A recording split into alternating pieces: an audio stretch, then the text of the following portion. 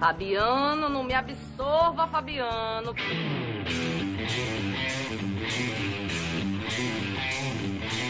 Olá, galera da internet, sejam todos bem-vindos aí para mais uma aula de cálculo 4. Nessa aula nós vamos falar de sequências, vamos definir, vamos apresentar alguns teoremas e vamos também resolver alguns exemplos e algumas questões voltadas para a ideia de sequências infinitas. Vamos lá então. Bom, já deixando claro que nessas aulas eu vou utilizar o livro Cálculo com Geometria Analítica, do Chokovsky. Então vamos começando já definindo a ideia de uma sequência. O que é então uma sequência infinita?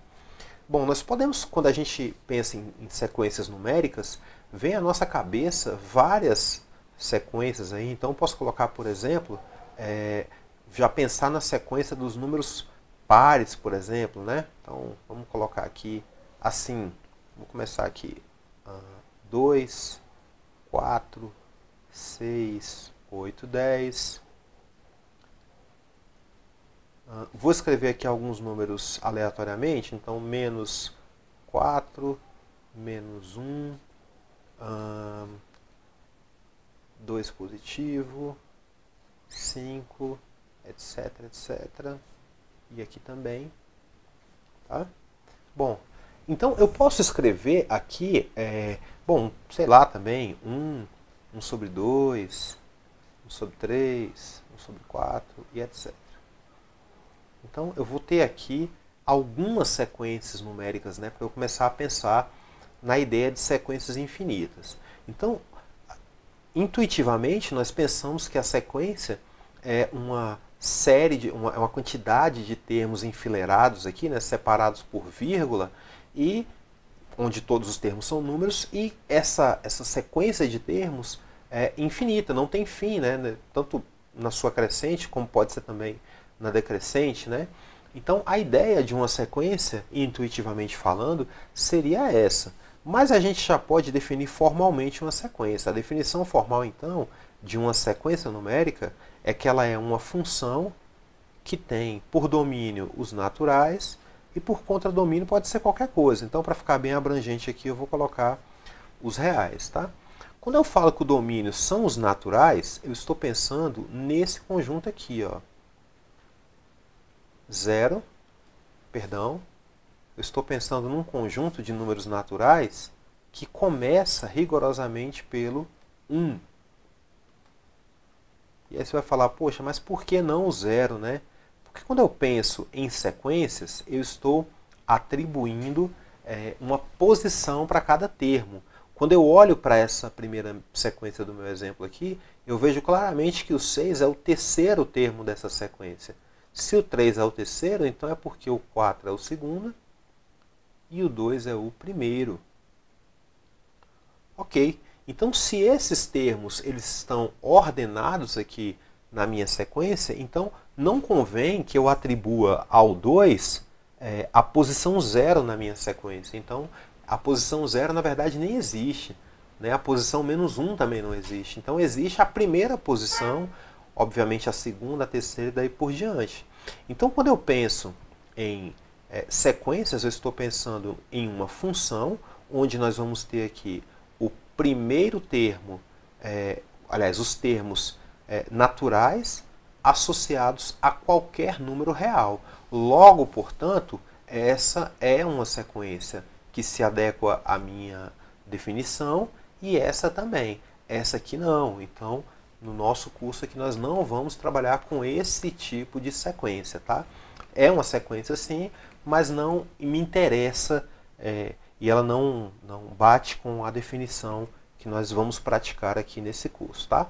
Quando eu penso em uma sequência como uma função, quando a gente pensa em função, a gente já pensa obviamente em gráfico também, né?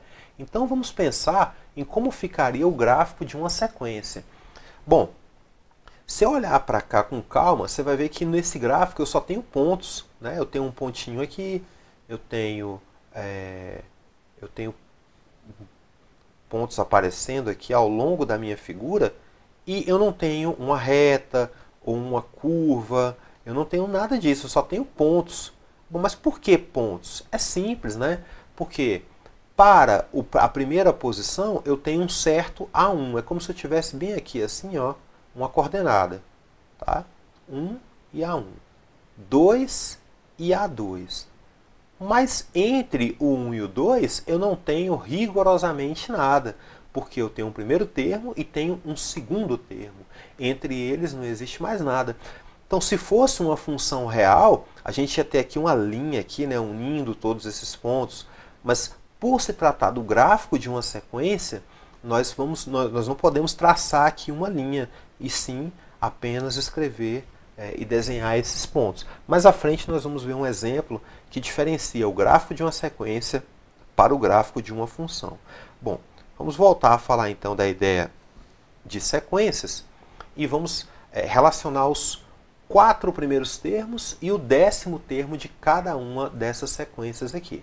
Tudo bem?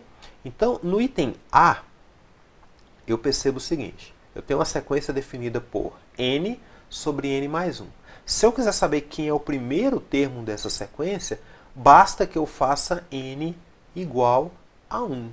Para n igual a 1, teremos 1 sobre 1 mais 1, que por acaso é 1 sobre 2.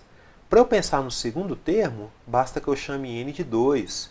Então eu terei 2 sobre 2 mais 1, que é igual a 2 sobre 3. Para que eu tenha o terceiro termo, eu faço n igual a 3. E aí, obviamente, terei 3 sobre 3 mais 1, que é igual a 3 quartos. Então, a gente já percebe um padrão, né, nessa sequência. Então, o primeiro termo é 1 sobre 2, depois 2 sobre 3, depois 3 sobre 4. Olhando para a própria fórmula que define a sequência, a gente vai ver que é sempre um número sobre o seu sucessor, né, o seu n mais 1. Então, os 4 termos da minha sequência vão ser escritos assim, os 4 primeiros. 1 sobre 2, 2 sobre 3, 3 sobre 4, 4 sobre 5. Então, está aqui os 4 primeiros termos da minha sequência do item A. Vamos para o item B. Bom, no item B, eu tenho aqui 2 mais 0,1 elevado a n. Então, vamos fazer o seguinte, vamos preocupar só com essa partezinha por enquanto, depois eu faço a soma mais 2, tá? Se eu pensar em n igual a 1, bom, n igual a 1 vai me dar aqui um 0,1 elevado a 1. E, obviamente, isso aqui é igual a 0,1, tá? Se eu pensar em n igual a 2, aí eu vou ter um 0,1 elevado ao quadrado, que vai me dar 0,01. Bom, se eu pensar em n igual a 3, aí já dá para deduzir que essa potência é igual a 0,01. Bom, então, se eu continuar aumentando esse expoente n aqui, eu vou ter um número cada vez menor, né? Um número assim, escrito com mais casas decimais, portanto, cada vez menor. Somar 2 a cada um desses termos aí é escrever a sequência assim, ó. 2,1 é o primeiro termo, o segundo é 2,01, o terceiro é 2,001 e, por fim, o quarto termo, que é 2,0001. Ok? Então está feito aí, estão feitos os termos, os exemplos A e B. Vamos para o item C e D agora. No item C, teremos, vamos lá, item C aqui então, vamos ter menos 1 elevado a n mais 1. Bom, antes da gente começar a pensar aqui, né, vezes toda essa fração aqui, eu já penso nela, mas primeiro deixa eu pensar em menos 1 elevado a n mais 1. Quando eu penso em menos 1 elevado a n mais 1, é porque vai acontecer o seguinte. Se o n for um número ímpar, 1, por exemplo, 1 mais 1 vai dar 2. Então, se o n for igual a 1, aí eu vou ter menos 1 elevado a 1 mais 1, 2. Isso aqui vai dar 1 positivo. Então, se for um número par, 2, por exemplo, aí eu vou ter menos 1 elevado a 2 mais 1. 2 mais 1 é 3. E menos 1 ao cubo vai dar menos 1. Então, resumo da história. Toda vez que o n for um número ímpar, aí eu vou ter um positivo. E toda vez que n for par, eu vou ter um negativo como resposta. Tá? Então, isso aqui ó, é 1, isso aqui é igual. Vamos escrever bem assim, ó, a 1 se n for um número ímpar. Porque aí somado mais 1, esse ímpar vai virar par. E ele vai ser igual a menos 1 se esse número n, que eu for colocar lá no expoente para somar com 1, for um número par. Tudo bem? Então, ou seja, o meu primeiro termo da minha sequência, né, então o meu n é ímpar, né, o primeiro termo. Aí vai dar 1 positivo. O segundo termo vai ser negativo. O terceiro positivo e o quarto negativo. A gente vai seguir essa ideia, então, para fazer o item C, tá? Então vamos lá. Vamos pensar agora só nessa última parte aqui da fração. E aí a gente vai multiplicando ou por 1 ou por menos 1. Então, se n for igual a 1, eu já sei que eu vou ter o seguinte. 1 ao quadrado sobre 3 vezes 1 menos 1. E aí é só fazer as continhas. 1 sobre 3 menos 1, que dá 2. Se o n for igual a 2, aí nós teremos 2 ao quadrado sobre 3 vezes 2 menos 1. Ou seja, 4 sobre 6 menos 1, 5. n igual a 3. Aí nós vamos ter um 3 ao quadrado sobre 3 vezes 3 menos 1. Né? 3 ao quadrado é 9. 3 vezes 3 também dá 9. Menos 1, 8.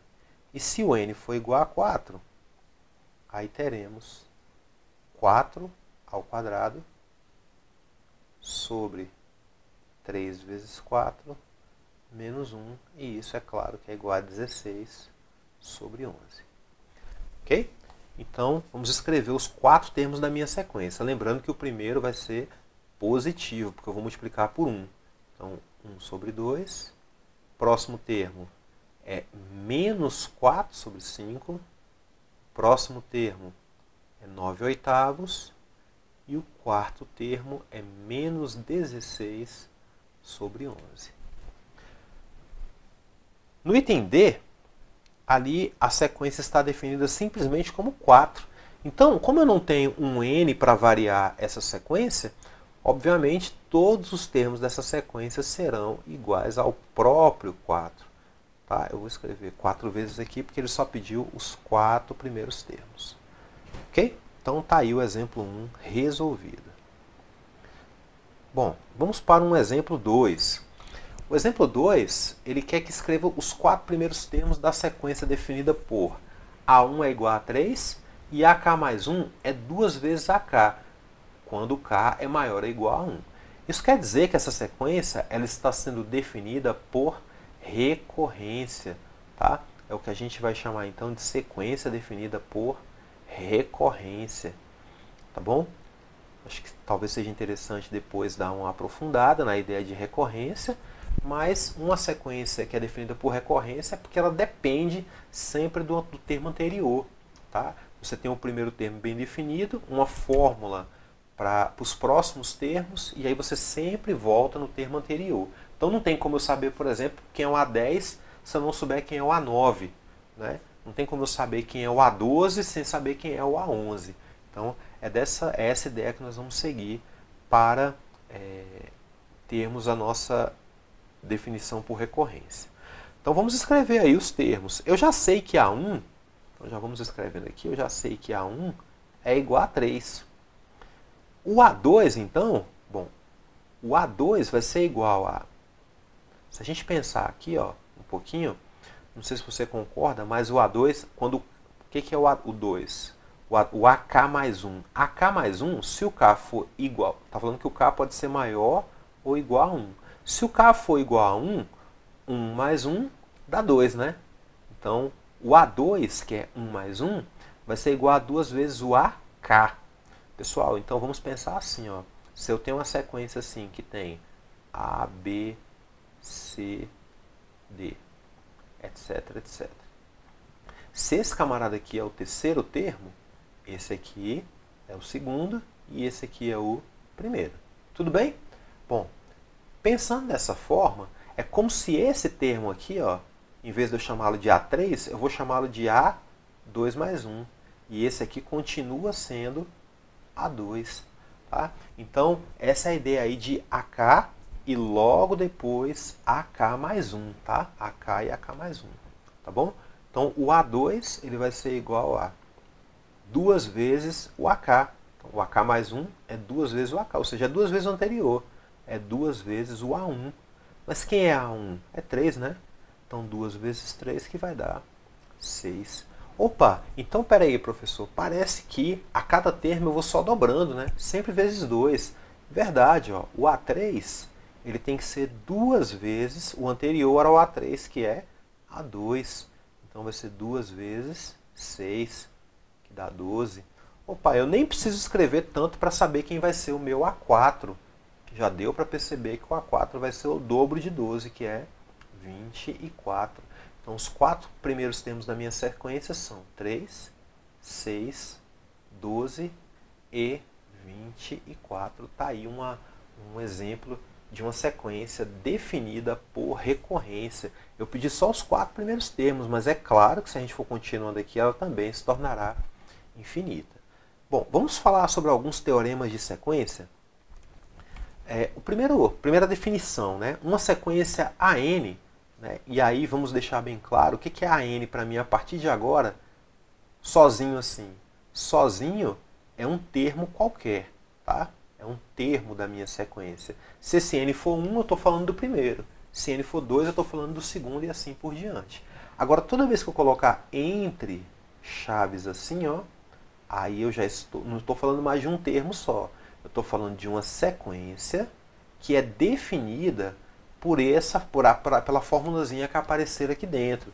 Tá? Nos exemplos anteriores a gente viu algumas fórmulas com uma fórmula cercada por chaves, né? Então ali já estávamos usando a ideia de sequência.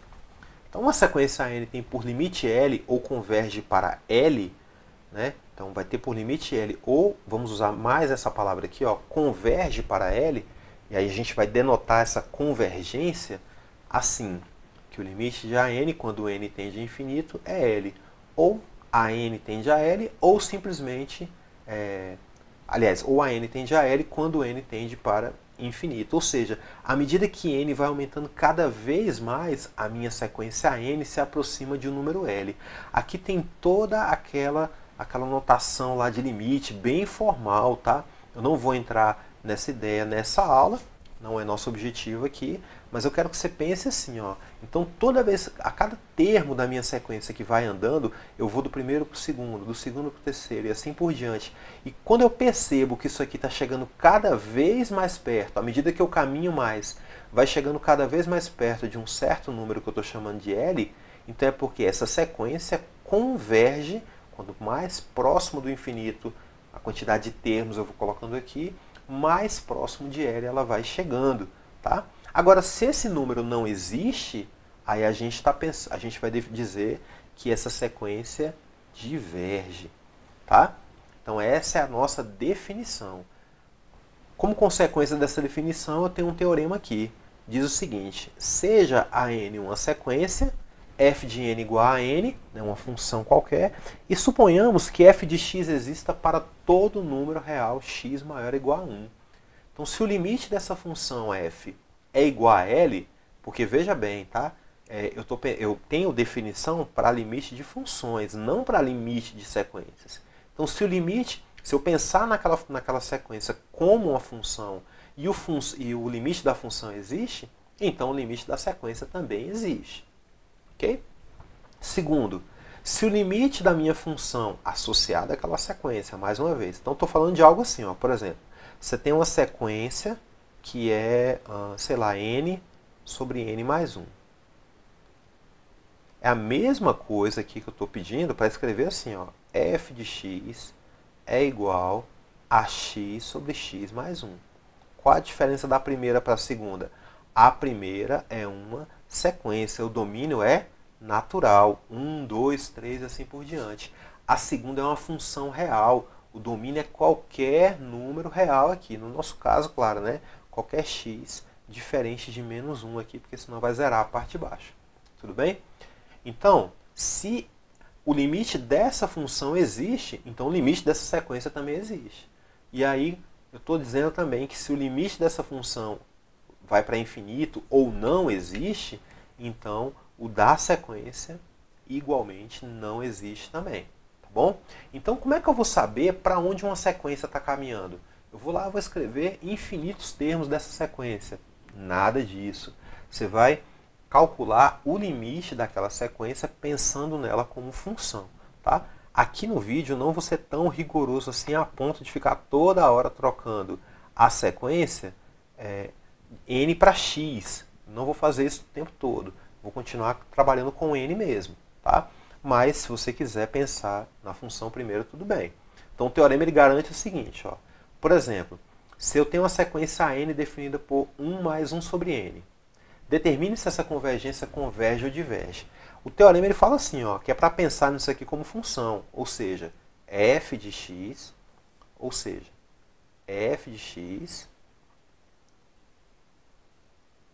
é igual a 1 mais 1 sobre x. Se eu calcular o limite dessa função com x tendendo a infinito, e esse limite existe e der um certo número L qualquer, então essa sequência converge. A função, o limite existe e a sequência converge. Se isso não acontecer, aí é porque a sequência diverge. Tá? Eu não vou fazer dessa maneira aqui não. Eu já vou fazer pensando como sequência mesmo. Tá? Então, para ver se ela converge ou diverge, então o limite de 1 mais 1 sobre n, quando n tende a infinito, tem que existir também. Ok? Bom, vamos aplicar aqui uma propriedadezinha de limites lá do começo, né, dos primórdios lá de cálculo 1. Então, limite, se é o limite de uma soma, posso ter o limite do primeiro, quando n tende a infinito, mais o limite do segundo, que é 1 sobre n, quando n tende a infinito. Tá? Limite de uma soma é a soma dos dois limites. Então vamos calcular aqui. Ó. O limite do primeiro, limite de 1, é o limite de uma constante. Então esse primeiro aqui, por ser constante, por ser uma constante, então ele vai ser igual à própria constante, ou seja, igual a 1. Tá? No caso do segundo, quando eu penso em n cada vez maior, quer ver? Faz o teste aí. Ó. Imagina assim, 1 sobre, pensa no número grande, 10. 1 sobre 10 é 0,1. Ah, um número maior ainda, 100. É 0,01. A 1000 agora. Né? Então, esse número é igual a 0,001. Então, quanto maior esse número aqui do denominador, menor vai ser o meu resultado. Então, se eu pensar em um número próximo de infinito, é claro que isso aqui vai dar 0,000, quase zero, né? Mas é claro que ainda não vai dar. Tá bom? Então, esse limite aqui, obviamente, é igual a zero. Então, eu vou ter lá no final 1 mais 0, que é igual a 1. Então, eu estou afirmando que essa sequência aqui, 1 mais 1 sobre n, ela, à medida que ela vai caminhando, que eu vou escrevendo termos, os números que eu vou escrevendo são números muito próximos do número 1. Então, está mostrado aí que essa sequência converge. E se ela converge para algum lugar, né? Converge para 1.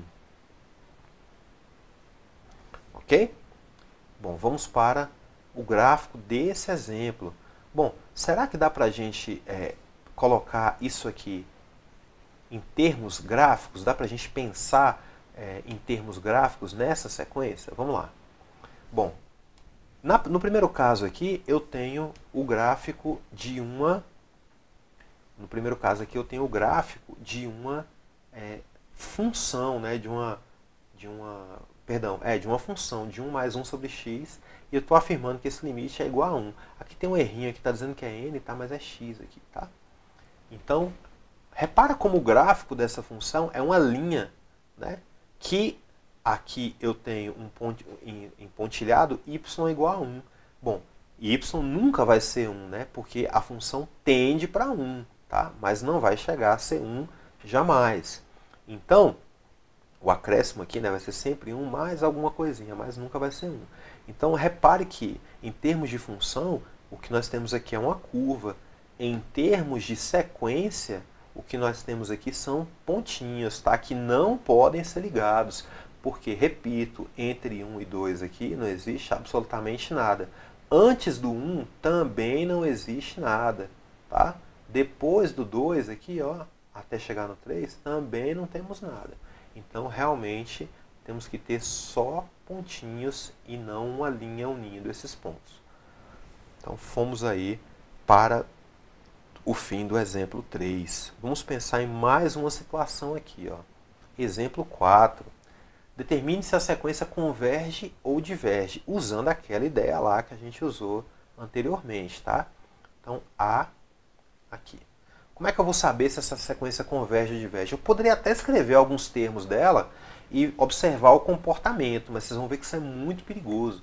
Tem até um vídeo que eu faço que eu mostro essa ideia, tá? Eu vou deixar ele indicado no final dessa aula. O quanto é perigoso você olhar termos de uma sequência e achar que pelos termos que você está vendo, ela converge, não, ela diverge. Tá? Então é bem perigoso isso. Tudo bem? Então vamos ver aqui como é que funciona no exemplo 1. 1/4 de n ao quadrado menos 1. Então, para saber se ela converge ou diverge, vamos calcular o limite de 1/4 de n ao quadrado menos 1 quando n tende a infinito. Tá? Mais uma vez, eu vou aplicar as propriedades de limite aqui, ó. Limite da primeira menos o limite da segunda. A primeira tem 1/4 que é constante multiplicando. Eu vou aplicar logo duas propriedades de uma vez aqui, ó. Eu vou colocar 1/4 na frente aqui do limite de n ao quadrado, quando n tende a infinito, menos o limite de 1 quando n tende a infinito. Tá? Então está bem separadinho aqui agora, o limite da primeira menos da segunda. Como a primeira tem uma constante multiplicando, eu escrevi antes. Tudo bem? Bom, vamos pensar nesse limite aqui. Se fosse apenas n, quanto maior ficasse isso, maior seria o limite. Elevado ao quadrado, então, nem se fala, né? Então, se você pensar em qualquer n muito grande, elevado ao quadrado, ele fica maior ainda. Vezes 1/4 não vai mudar muita coisa. Então, eu posso afirmar aqui que esse limite dá infinito. Menos o segundo é o limite de uma constante. Se é constante, o limite é ela própria. Então, eu vou ter como resultado aqui, ó, infinito menos 1. Agora você está pensando em um número muito grande que você vai tirar uma unidade. Esse número vai continuar grande, né? Então vai dar infinito do mesmo jeito. Tudo bem? Então essa sequência aqui, como ela não deu um número real, ela diverge, tá? Ela diverge. Vamos para a letra B. Vamos para a letra B, que nós temos lá menos 1 elevado a n menos 1. Tá? Menos 1 elevado a n menos 1. Já vou escrever aqui o limite assim. Ó. Limite de menos 1 elevado a n menos 1 quando n tende a infinito. Só que veja bem o que vai acontecer aqui. Quando a base é menos 1, a gente já viu isso nessa videoaula, quando a base é menos 1, a única coisa que pode acontecer é o seguinte, isso aqui ou vai dar positivo ou vai dar negativo, né? Então, eu já vou logo dizer assim, ó, que esse limite é igual a 1 positivo, né, porque é o limite de 1, não importa quem eu vou jogar aqui, se eu jogar um número ímpar, né, um número ímpar, por exemplo, 1 menos 1 é 0, menos 1 elevado a 0 é 1 positivo. Então vai dar 1 se o meu n for um número ímpar. E vai dar menos 1 se o meu número n for um número par. Tudo bem? Então está feita aí. A gente então está vendo que, como tem dois valores, né, esse limite não existe. E se o limite... Então vamos colocar aqui as conclusões. Então o limite não existe. E se o limite não existe, que eu posso dizer em termos de sequência? Que a sequência diverge. Ou é divergente, né? Pronto. Então está resolvido aí o exemplo de número 4. Vamos para uma situação um pouquinho diferente, o exemplo 5. Bom, o exemplo 5 ele vai nos remeter a uma regra de cálculo de limites que envolve derivação. É a famosa regra de L'Hopital. Tá? Então vamos para a utilização da regra de L'Hopital. E a regra de L'Hopital, ela, para quem não lembra, ela é bastante simples, tá? Suponha que você tenha que calcular o limite de uma f de x dividido por uma g de x, quando x tende a infinito, aí, tá? Por exemplo. Bom, claro, essa g de x tem que ser diferente de zero. Não estou escrevendo aqui, mas... então, é possível provar que é a mesma coisa que calcular o limite da derivada de f dividido pela derivada de g, quando o x tende a infinito. Essa regra de L'Hopital ela quebra um galho danado na hora de você calcular o limite de quocientes, tá? Então, vamos deixar essa regra bem aqui e vamos trabalhar com o nosso exemplo 5. Tudo bem? Então, a resposta do exemplo 5. Para saber se ela converge ou diverge, eu vou calcular então o limite de 5n sobre e elevado a 2n quando n tende a infinito. Tá? Então, para não ficar pensando, o que aconteceria se n fosse muito grande na parte de cima e muito grande na parte de baixo? Então, nós vamos aplicar aqui a regra de L'Hopital e vamos fazer o seguinte. Qual é a derivada de 5n? Bom, o estudante aí ligado já sabe que a derivada de 5n é 5. E a derivada de e elevado a 2n? Bom, para calcular a derivada de e elevado a 2n, nós usamos a regra da cadeia. Então, sendo e elevado a 2n, então a derivada disso vai ser igual a própria e elevado a 2n vezes a derivada de 2n, que é 2, né? Então, para ficar um pouquinho mais bonito, eu vou escrever aqui assim, 2 vezes e elevado a 2n. Tudo bem? Com n tendendo a infinito. Ok. Bom, agora vamos sim aplicar o limite e pensar no que acontece. Mas antes disso, deixa eu colocar esse 5 sobre 2 aqui na frente do limite, porque está me atrapalhando aqui, tá? 5 meios vezes o limite de 1 sobre e elevado a 2n, quando n tende a infinito.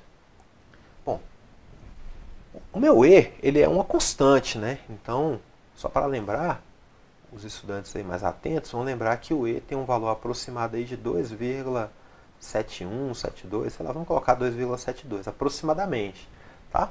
Quando eu pego esse número e elevo a um expoente muito grande, ele também vai ficar grande, né?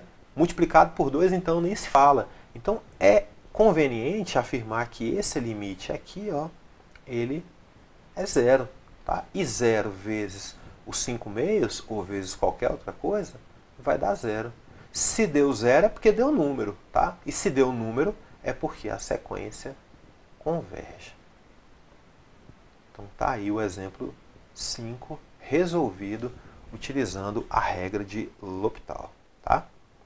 Bom, falando agora um pouquinho de alguns teoremas que envolvem sequências. Bom, o teorema interessante, e que eu gosto particularmente muito, é o teorema de sequências onde os termos são multiplicados por constante, ou são potências, vamos pensar assim também. Tá? Então, o teorema diz que o limite de r elevado a n, quando n tende a infinito, vai dar zero. Né?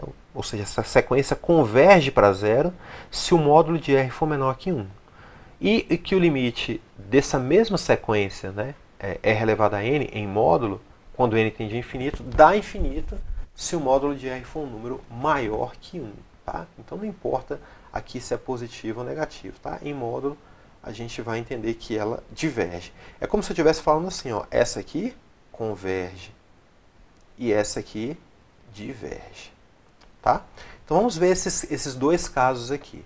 Bom, se eu olhar, por exemplo, da letra A, eu vou ver que é o limite, então, de uma sequência que envolve potências. Então, é menos 2/3 elevado a n. É como se eu fosse escrever a sequência assim, ó, vai dar menos 2/3 elevado a n elevado a 1, ela não muda. Elevado ao quadrado agora vai dar 4 nonos. Elevado ao cubo, menos 8/27. E assim por diante, tá? Eu quero saber se essa sequência está caminhando para algum lugar ou não. Tá? Então, se ela converge ou não. Tudo bem? Bom, então, vamos tentar provar isso aqui utilizando aquele teorema lá em cima. Tá? Observe que o meu R, que é a base da minha potência, então vou colocar assim, nós temos, nesse caso, que R é igual a menos 2/3. Então, o módulo de R é igual ao módulo de menos 2/3, que é igual ao próprio 2/3. 2/3, bom, 2 dividido por 3 dá 0,666 e por diante, né? Então, esse módulo é um número menor que 1. Tá? Como isso aqui é menor que 1, então, de acordo com a primeira parte do meu teorema, então a minha sequência converge. Fechou aqui. Tá? Item B. Bom, item B, a minha base aqui, de novo, a sequência de uma potência, né? Eu quero saber se converge ou diverge. A minha base é 1,01. Bom, então, nesse nosso caso, R é igual a 1,01. O módulo disso é ele próprio, né? E esse 1,01, eu sei que é muito pouco, mas é maior do que 1. E se é maior que 1, então ela diverge. E fechamos aí o nosso exemplo número 6. Bom, vamos passar para o nosso último exemplo de hoje, que é determinar o limite desta sequência aqui, ó, 2n ao quadrado sobre 5n ao quadrado menos 3. Aí você vai falar, poxa, professor, mas aqui já teve a definição, já teve alguns teoremas, como é que eu vou saber qual usar? Bom, de cara você vê que isso aqui não é uma única potência, né? Você tem uma potência na parte de cima, uma expressão na parte de baixo. Então, o melhor mesmo aqui é usar novamente a regra de L'Hopital. E uma coisa que muita gente me pergunta, professor, eu posso usar quantas vezes a regra de L'Hopital? Quantas vezes for necessário, tá? Quantas vezes você achar conveniente. É claro que você não vai derivar até chegar numa constante para depois da constante dar zero, tá? Nem sempre isso vai ser possível, mas é claro, nós vamos derivar até um certo ponto onde ficar confortável para nós, tá? Então o limite aqui de 2n ao quadrado sobre 5n ao quadrado menos 3 quando n tende a infinito. Bom, calcular esse limite é o mesmo que calcular o limite da derivada dessas duas funções. Derivada de 2n ao quadrado, 4n. Derivada de 5n ao quadrado, 10n. E derivada de menos 3 é zero, quando n tende a infinito. Tá? Então, obviamente, eu percebo que esses dois n's aqui se anulam. Tudo bem? E é fácil perceber isso, né? Porque o n pode até tender a infinito. Mas qual o primeiro valor que n vai assumir no caso de uma sequência? Não é n igual a 1? Então n não vai ser zero. Isso aqui, então, nunca vai ser indeterminado. Portanto, o que nós temos aqui é o limite de 4/10. E o limite de 4/10 é o próprio 4/10, que você pode escrever 2/5 ou 0,4, como você achar melhor. Tá? Então, essa aqui realmente, ela converge e converge para 0,4, ok? Então, até a próxima. Inscrevam-se no canal, deixa seu comentário, seu like, compartilhe esse vídeo com outras pessoas aí que estão precisando de aula de cálculo e fiquem com Deus.